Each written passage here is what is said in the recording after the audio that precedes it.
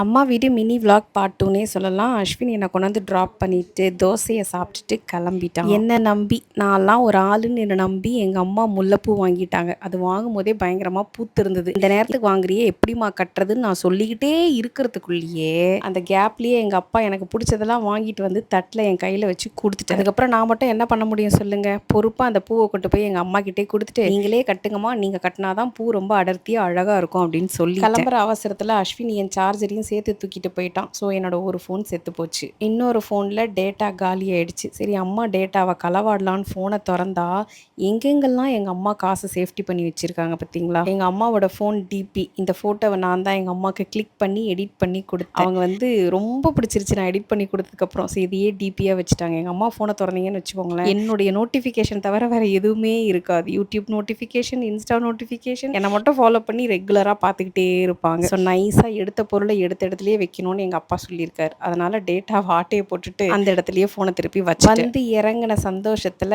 சரி அம்மாவுக்கு நம்ம எல்லா வேலையும் செஞ்சு கொடுக்கணும் அப்படின்னு ரொம்ப பொறுப்பாக மனசுக்குள்ளே ஒரு சபத்தை வச்சுக்கிட்டு தோசையை ஊற்றி கொண்டு போய் முதல்ல கொடுத்துருக்கேன். இந்த பயணம் தொடருமா அப்படின்னு பார்ப்போம். இதே திங்கிங்கோட எத்தனை பேர் அவங்க அம்மா வீட்டுக்கு போவீங்கிறத மட்டும் எனக்கு கமெண்ட்ஸில் சொல்லுங்கள். தேங்க்யூ.